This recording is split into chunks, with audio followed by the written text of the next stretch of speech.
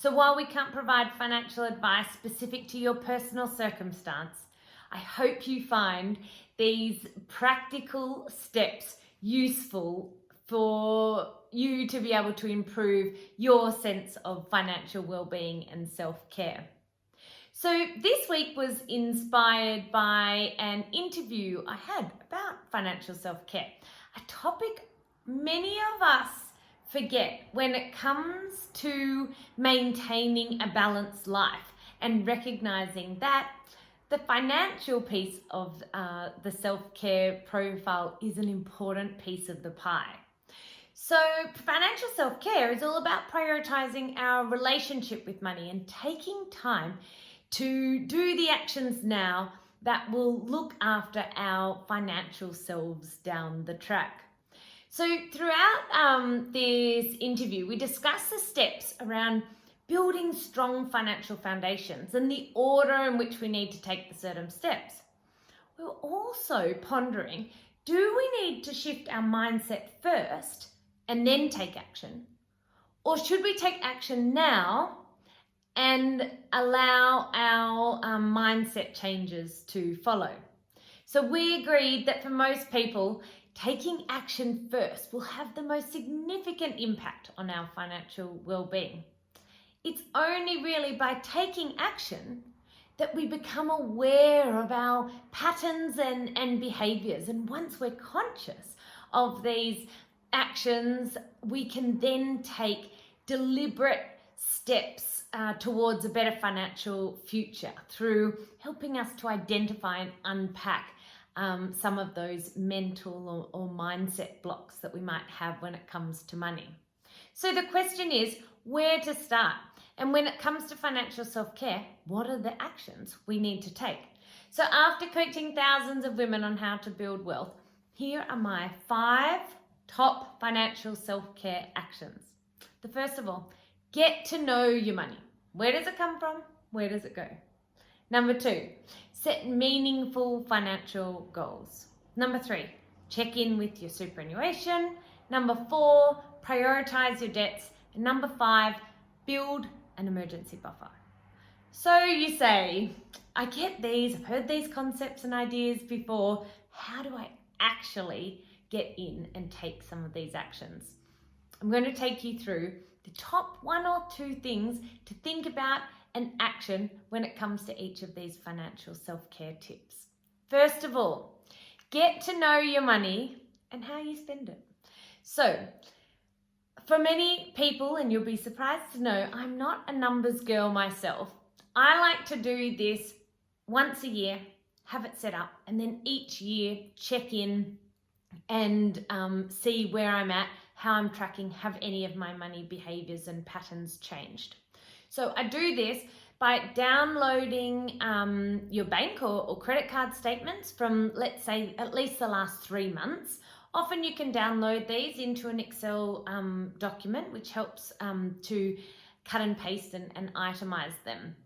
For other people, you might be already using a spending tracker app or some bookkeeping software and you might already have your spending categorized. So the main thing in this exercise is to categorize each line item into 3 different buckets. So first of all is needs.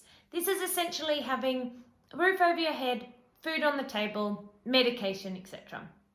The second one is wants. This is more enjoyable things, play items, eating out, clothes, maybe some different recreational activities. And the third bucket is about future use. So this is your savings, investing, superannuation, etc. So as I said, you might already have these sorted, or you might want to do this exercise. And just be aware, there is no right or wrong answers. All you want to do is add up the total for each category, how much you're spending in each bucket per month or per year or per week, however you like to think about it. And this is essentially just working out and being aware of where your money's going and how you're spending it. So the first step to personal sort of accountability and change is transparency and knowing where you're at. So it's great news that by simply bringing attention to your spending habits, you'll be amazed that next time you go out and are making different purchasing and spending decisions, you're just that little bit more aware and conscious of that decision. And this can mean a mountain of difference to your changing your spending patterns over time. The second tip is to set meaningful financial goals. So it's just so key to understand that money is simply a tool. It needs to be used to fuel our lives, not rule our lives. And at Verve, we believe the true meaning of wealth is about having an abundance of what you value in your life. So once you've done some thinking and if you are interested, some structured exercises into determining your key goals and values, it's then relatively easy to work out, okay, well, what do I need to be doing with my money to make sure that I'm funding these different priorities in my life in the short, medium, and long term? And if you'd like to dive in to some more meaningful financial goal setting, check out Verve's Money and Mindset program. And in the very first step, we take you through the process of setting and defining financial goals. I'll pop the links in the comments below. Number 3 financial tip for self-care. Check in with your superannuation. So superannuation is essentially money future you can access down the track. Retirement for many of you may seem a long way off, but the magic is in squirreling small amounts over time, benefiting from compound interest, and making sure that you have a bit of a nest egg to support future you. So given super is a long-term investment, it's not something that you have to look into every day, but at least once a year, it's a great opportunity to just simply ask yourself a few questions. Here are a few you can start with. How much superannuation do you currently have? How much superannuation will you need to comfortably retire? How are you tracking towards that retirement goal? Will you have sufficient? Does your super fund invest your money in line with the values we spoke about in step 1? Is your super being topped up regularly, either by yourself personally or employer contributions? And is your super growing as a result of investment returns? So at least once a year, just check in and see how that long-term nest egg is traveling. Again, if you need help and you want to dive into this a bit deeper and find out some of the links to really easy to use calculators to work out how you are tracking and what are some of the things you can do to ensure that you are tracking a bit more closely to your retirement goals. In step 3 of the Verve's Money and Mindset program, there's a video tutorial and a worksheet that you can access.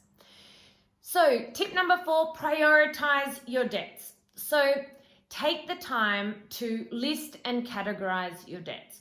Writing them out on a piece of paper, on an Excel spreadsheet, might seem daunting to begin with, but this is an incredibly vital step to prioritizing which debts to pay off first.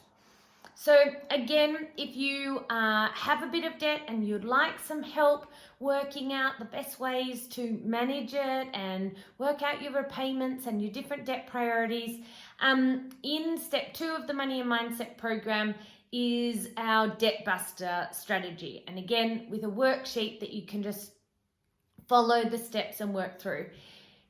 Debt can be incredibly overwhelming, and if you are feeling like you have been in a debt cycle for some time or you're feeling a level of anxiety, Access free financial counselling through the National Debt Helpline. The number is 1800 007 007. And you can also find more information, tools, tips and calculators on the Money Smart website.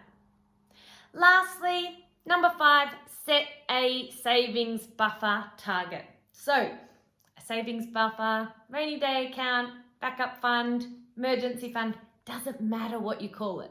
Doesn't matter whether you currently aren't earning anything, whether you're earning $200,000 a year or $30,000 a year, it's good to have one. So this stash of cash can help to alleviate the sort of adverse short-term effects of an unexpected, event or circumstance in the future.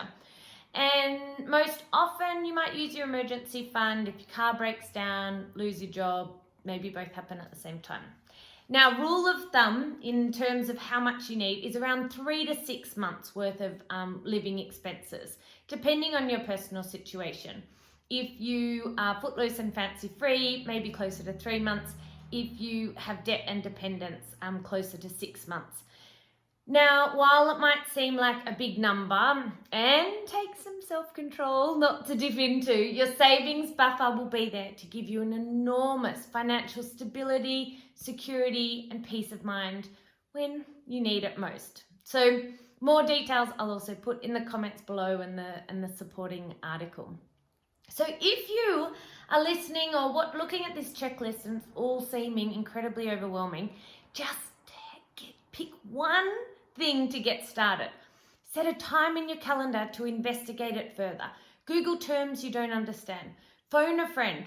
Know that it might not seem simple to begin with, and that's okay. We've all thrown our hands up in the air, pushed the papers away, left the table, without having completed a financial task we've set for ourselves. The trick is to sit back down. Keep going.